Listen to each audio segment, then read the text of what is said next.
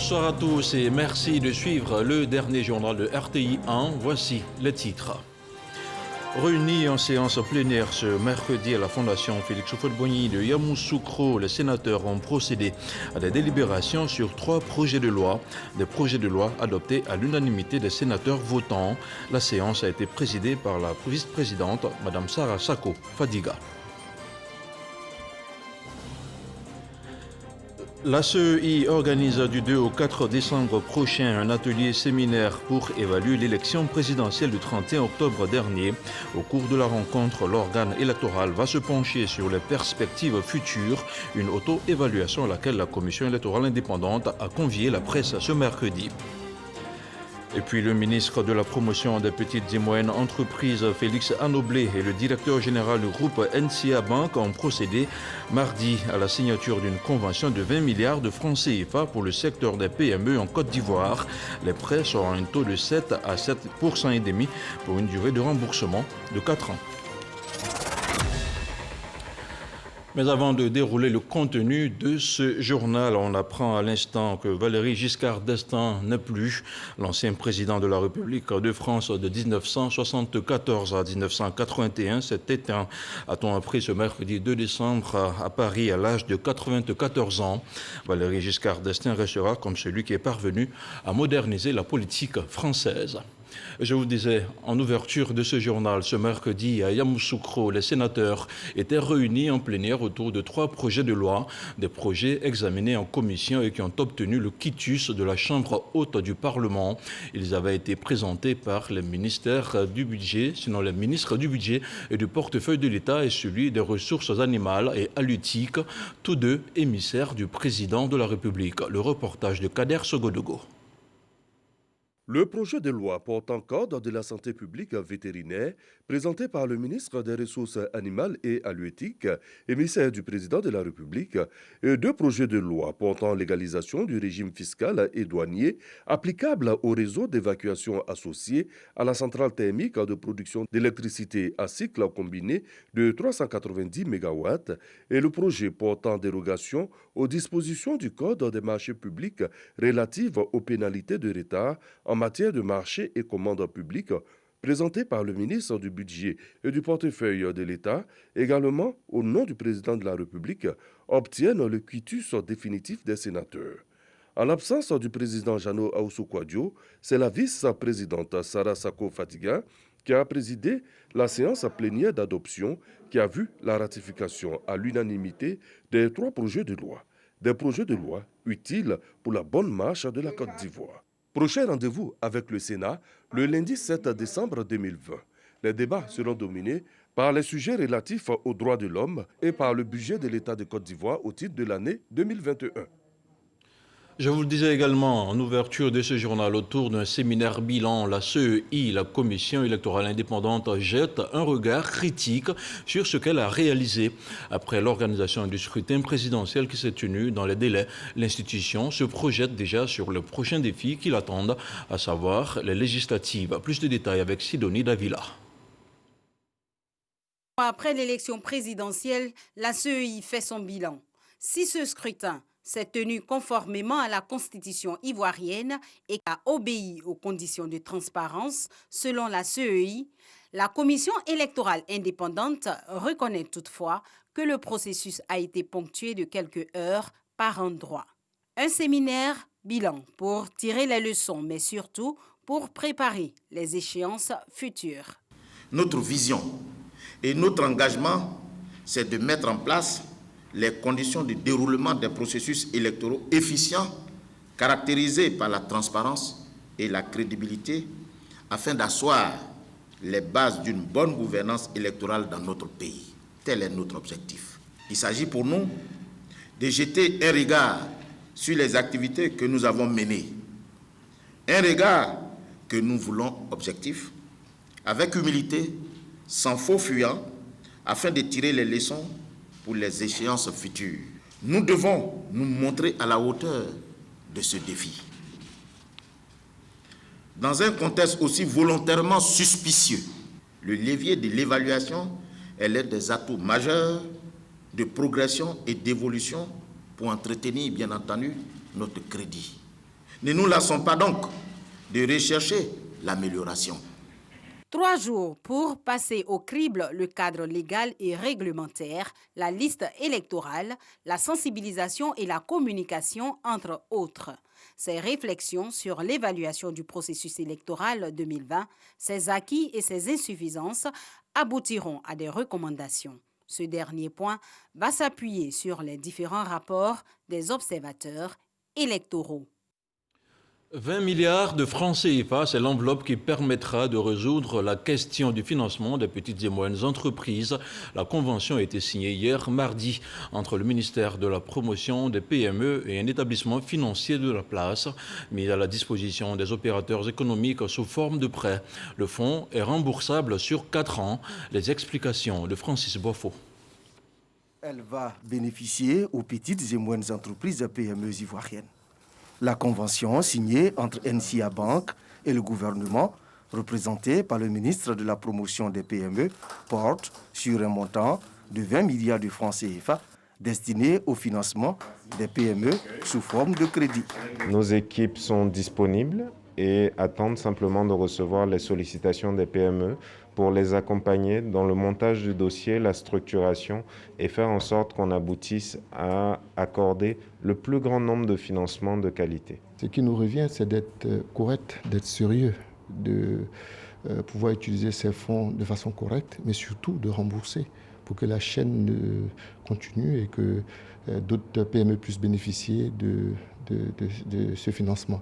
La durée de remboursement du crédit est de 4 ans et le taux d'intérêt est compris entre 7 et 7,5%. Il s'agit principalement donc de financer des entreprises qui répondent aux critères de la banque. L'État, par le fonds de garantie des PME, pourra donc être à côté de la banque pour réduire et partager le risque. Pour encourager l'initiative féminine, 7 milliards de francs CFA sont réservés aux femmes entrepreneurs sur les 20 milliards prévus pour le financement des projets des petites et moyennes entreprises. Autre chose à présent, le programme de coopération du PNUD en Côte d'Ivoire pour la période 2017-2020 arrive à son terme le 31 décembre prochain. Un atelier pour dresser le bilan de cette coopération et jeter les bases du programme 2021-2025 s'est tenu à Grand Bassam. En conclusion, le PNUD et ses partenaires ont jugé satisfaisant le bon déroulement du dit programme. Le récit de Cheikh Aboubakar Koné. En 3 années de mise en œuvre, le programme de coopération du PNUD en Côte d'Ivoire sur la période 2017-2020 CPD a impacté plusieurs secteurs d'activité au regard des résultats présentés.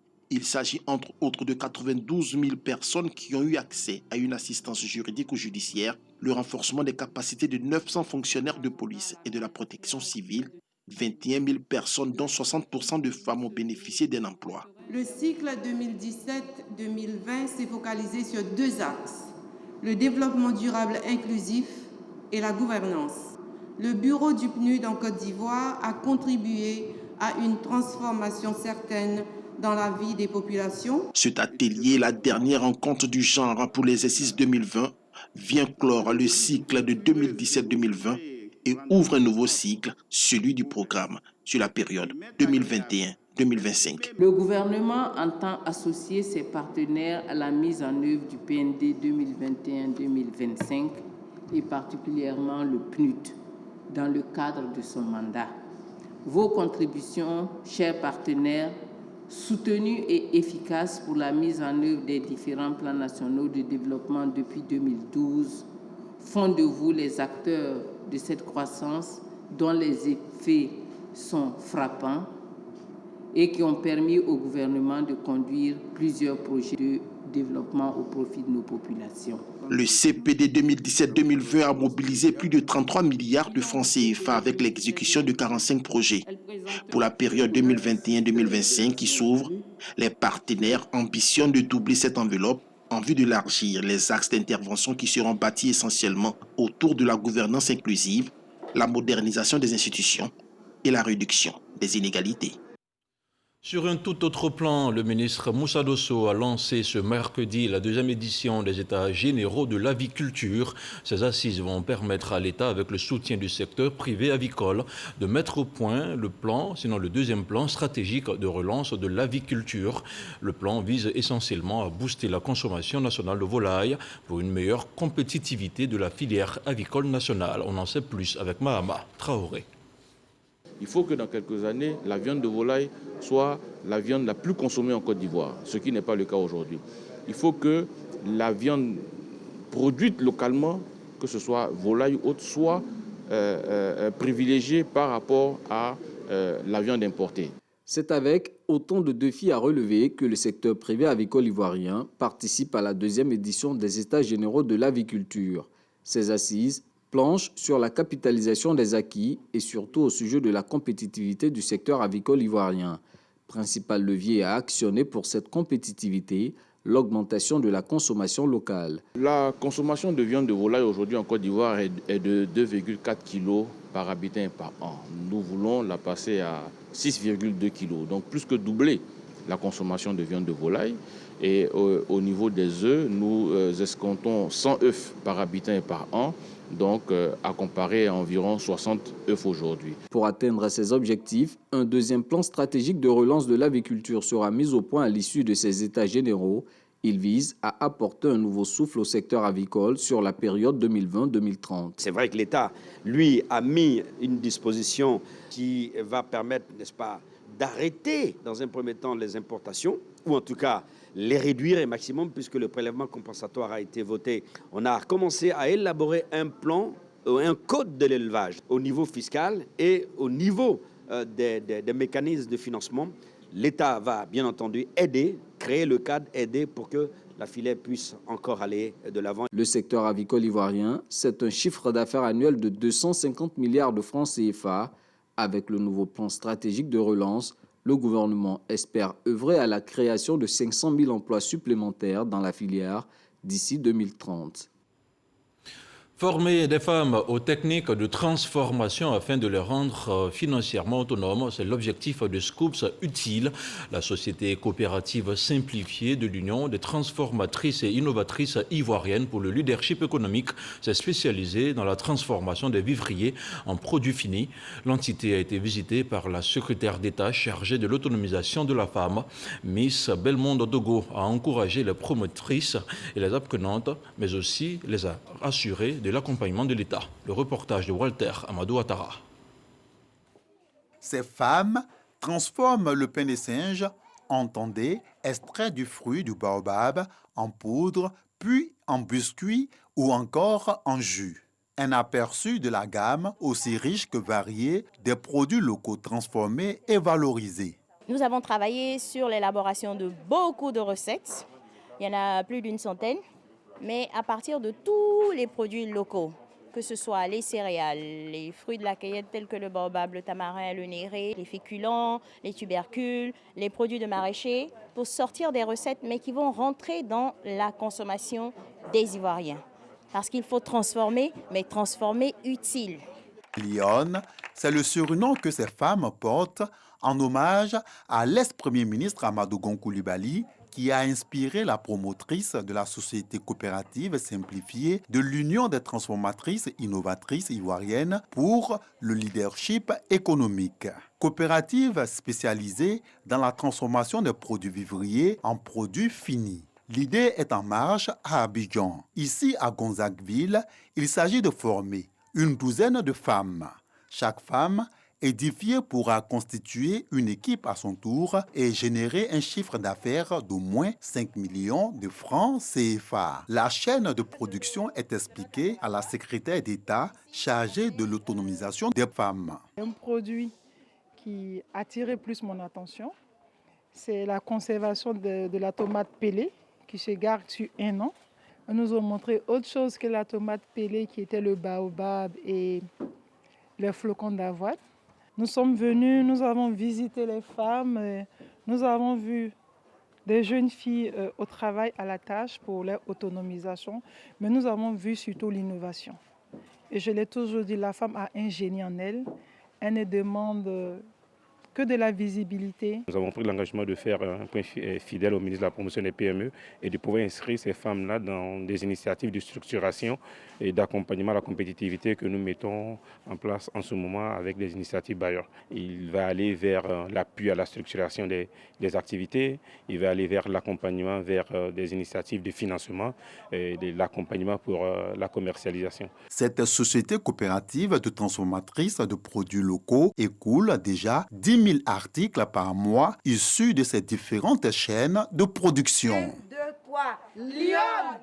Par la présence de cohésion sociale, les zones qui ont connu des conflits communautaires vont bénéficier de comités de veille et de médiation. L'annonce a été faite par le médiateur de la République qui était à Yamoussoukro. Dans la capitale politique ivoirienne, Adama Toungara en a profité pour installer le comité de veille et de médiation du district. Mamadou Kouassi. En remettant l'arrêté de nomination à Nana Kwasi Kona, le médiateur de la République, Adama Toungara, installe officiellement le comité de veille et de suivi de la cohésion sociale du département de Yamoussoukro. Un comité dirigé par le chef du village de Kami et constitué des différentes composantes de la société. Il s'agit pour les membres de ce comité d'œuvrer afin de prévenir d'éventuels conflits dans la région. Pour réussir une action, c'est ça, c'est la communication. Il faut que nous créions et nous entretenons la communication avec toute la population. Nous pensons que c'est une arme que nous devrions utiliser. Il faut accepter tout le monde, il faut se mettre à l'écoute de tout le monde. Cette cérémonie qui a mobilisé les représentants des différentes couches de la société du district autonome de Yamoussoukro a été l'occasion pour la mission de sensibilisation à la paix et à la cohésion sociale de faire la synthèse des séances d'écoute et d'échange. Il ressort de ce rapport que les rumeurs, les fake news et la manipulation de la jeunesse par les acteurs politiques ont été les éléments déclencheurs de la crise communautaire de Yamoussoukro. Au terme de ces différentes analyses, des recommandations sont faites. L'accélération des enquêtes judiciaires en cours afin d'identifier dans les meilleurs délais les auteurs et complices véritables des faits et libérer les personnes innocentes. La tenue d'une rencontre entre les communautés Baoulé et Balenké de Yamoussoukro pour un dialogue sincère et une réconciliation vraie avant les prochaines élections législatives. Le médiateur de la République, Adama Toungara, soutient que Yamoussoukro, terre natale de Félix Houphouët-Boigny, doit demeurer une terre de paix. C'est pourquoi il invite la population au pardon et à la réconciliation vraie. Nos divergences politiques, chers frères et sœurs, doivent s'exprimer dans le respect mutuel et dans la dignité. Elles ne doivent pas rompre, quelles que soient les raisons, les liens de fraternité que nous entretenons réciproquement en vertu de l'obligation que nous avons de cohabiter dans la paix pour notre épanouissement personnel et collectif. Il a également saisi la tribune pour lancer un message à l'endroit de la jeunesse ivoirienne. Chers jeunes, votre avenir est largement tributaire du climat sociopolitique de notre pays. Il vous revient donc de dire non à toute forme de manipulation qui pourrait le compromettre. Évitez de vous engager dans la voie de la violence dont vous serez évidemment les principales victimes. Cette rencontre publique marque le début d'une série de visites et d'échanges avec les communautés des zones frappées par les crises communautaires lors de la période électorale. Après Yamoussoukro, cap sera M. Bangolo le vendredi prochain. Plusieurs opérateurs économiques accompagnés de partenaires sociaux ont décidé de s'engager pour la paix après la présidentielle. Ils prônent désormais le vivre ensemble à travers une caravane qui sillonne tout le pays. L'étape de Mans avec notre correspondante Eve Boué. Après les villes d'Abouasso, Grand Bassam, Abengourou, Yamoussoukro, Bouaké et Korogo, la caravane de la paix pose ses valises à Mans dans la région du Tonkpi. Une initiative du mouvement pour la paix composée d'opérateurs économiques et de partenaires sociaux. Dans la salle de réunion Amadou Gon Coulibaly de l'hôtel de ville de Mans, les participants se sont parlé. Face aux tensions dues à l'élection présidentielle observées dans certaines localités du pays, des messages de paix, de vivre ensemble et de cohésion sociale ont été délivrés par les différents intervenants. Nous avons été heureux d'entendre que nos populations ont été réceptives au message de la paix. Réceptives parce que les populations ont relevé leur engagement, leur détermination à tout mettre en œuvre pour que la question de la paix soit donc maintenue en Côte d'Ivoire. Tout le monde ici dans le Tonpi s'est engagé à tout mettre en œuvre pour que cet acquis précieux que nous avons, qui est la paix, soit maintenu par tous et par toutes, pour que véritablement le développement de la Côte d'Ivoire se poursuive en toute harmonie. Que tout le monde vive la paix dans leur cœur, amour dans leur cœur, aimer les uns les autres, et on va avancer. La Côte d'Ivoire aujourd'hui est un pays béni, parce que quand tu arrives quelque part, qu'on dit tu viens de la Côte d'Ivoire, tout le monde, ils ont leurs mains en pas de toi, parce que la Côte d'Ivoire est mondiale aujourd'hui pour l'Afrique. Les différentes populations de la région du Tonpi entendent maintenir ce climat de paix afin de propulser leur développement. C'est par une marche dans les rues de Mans que la caravane a pris fin. On parle maintenant de politique. Dans la région du Go, les populations affichent leur adhésion au RHDP. Samedi dernier, des centaines de militants de l'opposition ont démontré leur attachement à la vision de paix et de progrès du rassemblement des oufouettistes.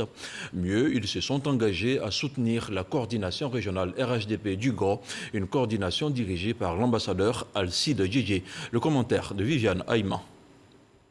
La vision de paix et de rassemblement pour promouvoir le progrès et le développement de la Côte d'Ivoire prônée par le RHDP gagne de plus en plus d'adhésion dans la région du Go, traditionnellement acquise à l'opposition. En témoigne cette grande cérémonie qui s'est déroulée le samedi 29 novembre dernier dans le village de Maïdio, dans la commune de Gagnoa. Des délégations de militants FPI des 12 villages communaux et quartiers environnants s'y sont donné rendez-vous à l'appel du président d'honneur de la mutuelle de développement et secrétaire général adjoint chargé de l'animation politique et du dialogue social du Front populaire ivoirien, Alfred Guéméné. L'objectif de cette grande rencontre, témoigner leur soutien aux idéaux de paix et de progrès prônés par le RHDP et dont le coordonnateur régional RHDP du Go, l'ambassadeur Alcide Djedje, se fait depuis longue date l'ardent interprète auprès des populations par ses nombreuses actions sur le terrain. La lutte politique, c'est pour améliorer les conditions d'existence des populations. Donc, quand les parents m'ont dit d'aller en mission auprès de Guégué Alcide, un homme bon, un homme d'équerre et de cœur, c'est pourquoi j'ai accepté d'aller avec lui, de l'accompagner dans sa mission de développement. Dans la mission de paix, les parents me soutiennent. Aujourd'hui, c'est Alassane Ouattara qui est là. Nous l'avons combattu. Pour des raisons que chacun sait, nous l'avons combattu. Mais aujourd'hui, les élections sont terminées. Il a bel et bien gagné. Qu'on mette de l'eau dans notre vin et que le développement se fasse. Donc nous allons l'aider. Donc je demande à mon frère Alcide Djedje de bien vouloir accepter d'être candidat dans la commune de Gagnoa. Et puis demain, d'être candidat au régional. Parce que nous avons besoin de force. Nous avons besoin de rassemblement de toutes nos forces pour contribuer au développement du Go. Tous les fils et filles de la région présents à cette rencontre ont assuré leur frère l'ambassadeur Alcide Djedje de leur volonté d'œuvrer à ses côtés afin que Gagnoa bénéficie du développement impulsé par le président de la République, Alassane Ouattara. Direction Sassandra, où les cours ont été perturbés depuis le lundi 30 novembre dernier. Demain, jeudi, donc, on verra la reprise des cours dans tous les établissements secondaires de la ville. Les enseignants qui avaient observé un arrêt de travail de 3 jours suite à la bastonnade d'un des leurs ont décidé de reprendre le chemin des classes. Une reprise rendue possible grâce à la médiation du président du conseil régional de Beauclerc. Les explications de Sam Conan. À partir de ce jeudi, les cours seront bel et bien effectifs. Nous laissons tout en vous faisant entièrement confiance. Demain, nous reprendrons les cours. Et sans condition. Ainsi en ont décidé élèves et enseignants. Les cours perturbés pendant 3 jours reprennent ce jeudi 3 décembre 2020 dans les établissements secondaires de la ville de Sassandra. Cela grâce à la médiation du président du conseil régional du Beauclerc. Arrivé dans la nuit du mardi à mercredi, le ministre Philippe Légré a eu plusieurs rencontres avec le corps préfectoral, le maire de la commune, les enseignants et les élèves. Tous ont regretté ces incidents malheureux et s'engagent à la reprise des cours dans un climat apaisé. Pour le président du conseil régional, ce fut une mission réussie. Nous avons pris sur nous, au nom de tous les élus, de tous les cadres, de toute la région, demander pardon aux enseignants, pardon à nos enfants, les élèves. Ils ont tout laissé tomber et demain matin, les cours vont reprendre. Et nous sommes très heureux. La fumée blanche est sortie. Nous partons heureux, nous voulons rassurer toute la Côte d'Ivoire que la région de Boclès demeure une région tranquille. Et rappelons que les cours ont été perturbés à la suite d'un incident entre le maire Sangarezi Léonard et un enseignant. Ce dernier a été battu par la garde rapprochée du maire alors qu'il tentait d'intervenir pour un élève mis aux arrêts par les éléments de la police municipale. Le président du conseil régional, Philippe Légré, qui a rendu visite à la victime, s'engage à prendre en charge tous les frais. On parle de la maladie à coronavirus dans quelques instants, notamment avec le point de la situation au 2 décembre.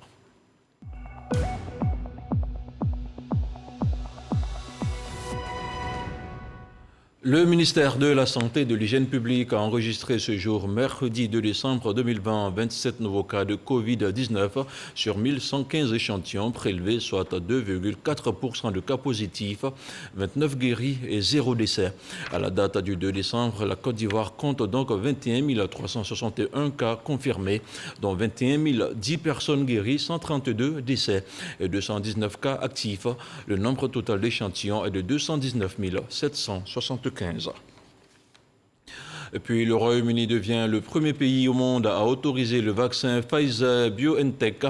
L'Agence nationale de santé a confirmé ce mercredi avoir donné son feu vert pour la mise sur le marché et l'utilisation de ce vaccin anti-Covid-19. 100 000 doses fabriquées en Belgique sont attendues la semaine prochaine. C'est une nouvelle fantastique, a ajouté le Premier ministre Boris Johnson sur Twitter. Autre chose, à présent, hier mardi, le directeur général de la Société ivoirienne de télédiffusion était devant la presse nationale. Yeo Adama Benoît a annoncé la fin de l'analogie et le démarrage d'une grande campagne de sensibilisation et d'information sur la TNT, entendez par là la télévision numérique terrestre. Il s'agit en toile de fond d'amener les populations à s'approprier ce nouvel outil pour une meilleure qualité d'image. Les détails de la rencontre avec Astou Touré. L'extinction de l'analogie démarre le 1er janvier 2021. Annonce faite par le directeur général de la Société ivoirienne de télédiffusion IDT, organe en charge du déploiement du réseau et de la diffusion des chaînes de la télévision numérique terrestre. L'État ivoirien a adopté un chronogramme d'extinction de l'analogie. Ainsi, à partir du 1er janvier 2021, l'extinction devrait concerner ces différentes villes déjà couvertes par la TNT. Abidjan, Bouaké, Man, Bouaflé, Koro et Kounfao. Et à compter du 31 mars 2020 pour les 29 autres zones de service. Face à la presse nationale, Adama Benoît Yeo est revenu sur les avantages de la télévision numérique terrestre. La télévision numérique terrestre offre une meilleure qualité d'image et de son, l'accès à plus de chaînes et une multitude de programmes, la possibilité d'offrir des services innovants comme la vidéo à la demande, l'enregistrement des programmes, qui est le catch-up, et d'autres services à valeur ajoutée. La diffusion de plusieurs chaînes de télé sur une seule fréquence. Et dans notre cas, spécifiquement, nous avons donc RTI 1, RTI 2, RTI 3, NCI, A+ Ivoire, Live TV, 7 Info. Toujours au titre des avantages, pas d'abonnement, c'est gratuit une fois installé. Pas de coupure de signal en cas d'orage. Pour recevoir la TNT dans les foyers, il faut un poste téléviseur aux normes en vigueur, plus une antenne râteau TNT ou un poste téléviseur hors norme, plus un décodeur TNT, plus une antenne râteau TNT. Depuis son lancement le 8 février 2019, une campagne de sensibilisation et d'information est organisée dans le district d'Abidjan et en région. Pour une meilleure appropriation de l'outil, le président du conseil d'administration de la Société ivoirienne de télédiffusion veut compter sur les médias. La TNT est fonctionnelle en Côte d'Ivoire avec une couverture d'environ 60%. Les travaux de déploiement se poursuivent avant la fin du mois de décembre. Les villes de Zoukougbe, Bekouefin, Dimokro, Maféré et Grand Laou seront fonctionnelles. Et puis dans l'actualité hors de chez nous, le gouvernement éthiopien a accordé aux Nations Unies un accès humanitaire sans restriction à la région du Tigré à l'issue de 4 semaines de conflits armés et de demandes pour y délivrer de l'aide.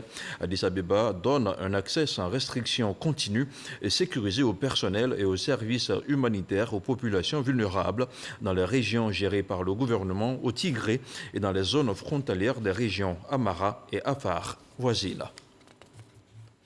Ce journal est terminé. Vous pourrez le suivre en intégralité sur toutes nos plateformes d'information, notamment sur RTI Info, mais aussi sur YouTube. Demain, l'info revient à 6h30 avec Régis Kofi. Agréable soirée à tous.